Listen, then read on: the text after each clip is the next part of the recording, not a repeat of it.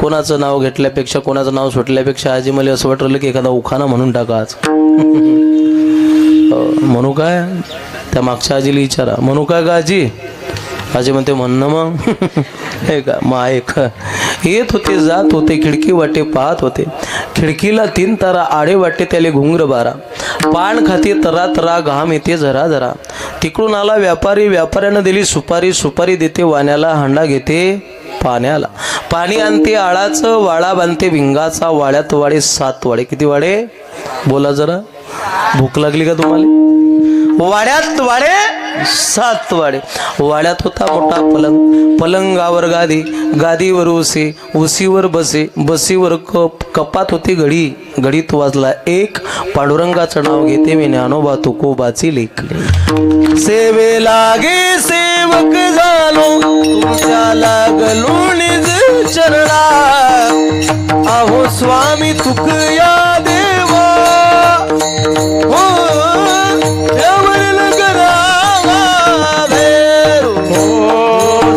लागे सेवक झालो, लागे सेवक झालो,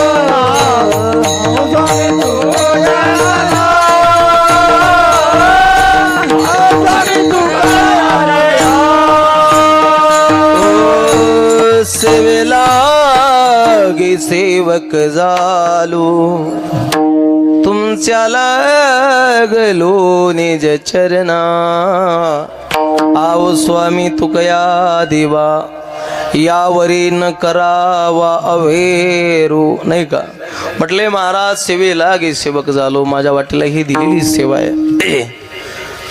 आणि 7 दिवस तुम्ही सर्व मंडळींनी आनंद घेतला. सप्ताह 1 महिन्याचा असो, 2 महिन्याचा असो, एका मायबाप 2 महिन्याचा असो संतोष दादा, की 7 महिन्याचा असो, की 1 महिन्याचा असो, की 7 दिवसाचा असो, की 1 दिवसाचा असलाय तरी म्हटले त्याची सांगता मात्र काल्याच्या कीर्तनानं होते. ऐका, काल्याचं कीर्तन झाल्याशिवाय सप्ताहाची सांगता नाही.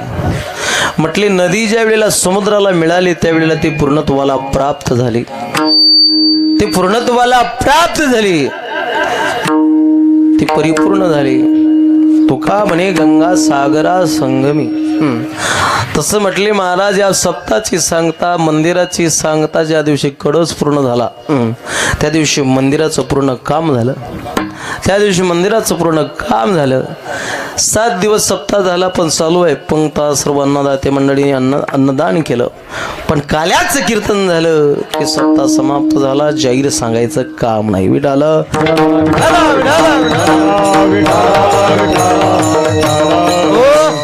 आणि काल्याचं कीर्तन म्हटल्यानंतर काय, चरित्र ते उच्चारावे, चरित्र ते उच्चारावे, चरित्र ते उच्चारावे, चरित्र ते उच्चारावे. केले देवे गोकुळी, केले देवे गोकुळी,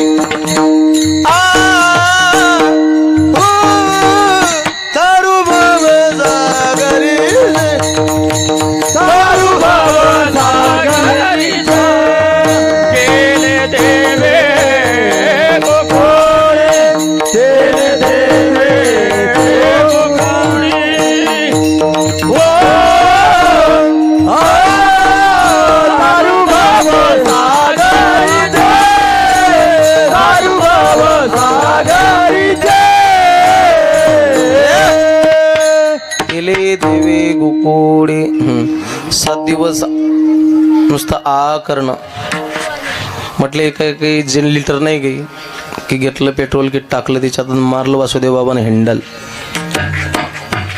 झाली लाईट चालू.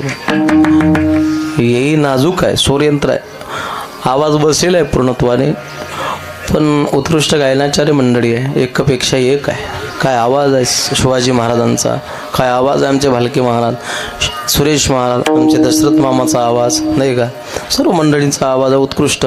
आमचे गोपाल महाराज, काल गोपाल महाराजांना कुठं जायला होते काय सांगा, आवाज देऊ देऊ थंड झालो, अर्धा आवाज तिच्यात बसला. पाणी द्यायला जायला होते ते म्हणे. उत्कृष्ट गायनाचार्य एकावनी बळी रे, नाही तर असे म्हणणाऱ्याचे गाठ भेटत नाही, येतच नाही कुठे योग. आम्ही काय म्हणाल मागचे काय म्हणतात. मी एका ठिकाणी प्रमाण म्हटलं, हिची दान देगा देवा, मागचा म्हणे महाराज ले डबल कोरोनाचा रोग व्हावा. नाही का म्हटलं, अंदाज सांगे बैर्याले आणि गाडी चालली खैर्याले. नाही का, दमडी के दाल में चिपडे कुशाल मामा. नाही का, पण उत्कृष्ट तळकरी मंडळी आहे. नाहीतर एका ठिकाणी प्रमाण म्हटलं मी ना, दिनाची माऊली, मागच्या भजनानं उचललं तो म्हणे, दिन्याची मायमेली. अवघड आहे. एका ठिकाणी सहज प्रमाण म्हटलं मी, तुका म्हणे रुद्धवती तरणे रे, तो मागचा म्हणे कुत्र्यानं माझर धरली. म्हटलं चालू दे आता. आवाज पूर्णतः बसेल होता आणि कीर्तन चालू होतं आणि एक आजी रडायला लागली. आजी होती 1.5 क्विंटलची. किती 1.5 क्विंटलची. एकदा राजेच्या घरात चोर शिरले बाबा. तो दोघी सोरायले अशा बग्गलमध्ये दाबले आणि त्याच्या सातडल्यावर बसले असे.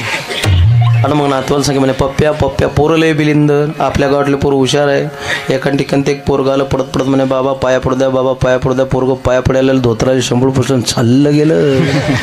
एक लय बिलिंदर आहे. एका ठिकाणी एक पोरगं आलं म्हणे, बाबा आमच्याकडे चला आणि चहा घ्यायला. म्हटलं संध्याकाळी. तुमचं बरोबर आहे, मोठाले बंगले पाहून जाता म्हणे तुम्ही. म्हणजे तुमचं बरोबर आहे म्हणे, जिथं तुपाची धार तिथं साधूची येड. तुम्हाला माहिती आहे वाटते ते. जिथं तुपाची धार तिथं साधूची येड, जिथं म्हैस तरी साधूची ओढ बैस. म्हटलं बापरे, हा पोरगा बदनामी करीन. म्हटलं आपली चाल म्हटलं तुझ्या घरी. गेलो त्याच्या घरी.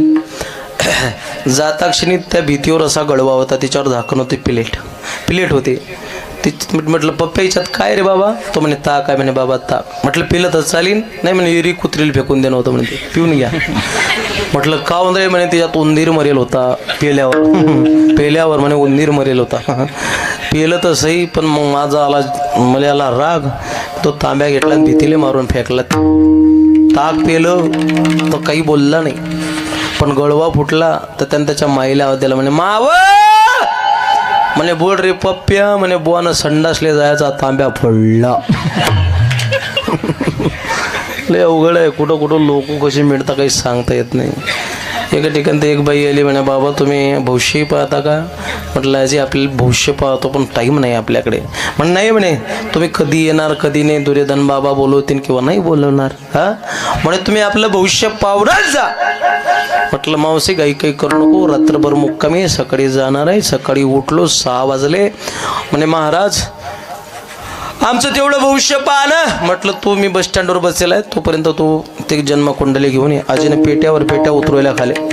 पेट्या उतरवल्या. एक पेटीमध्ये होतं ती जन्मकुंडली. ती आजी घेऊन आली माझ्याजवळ.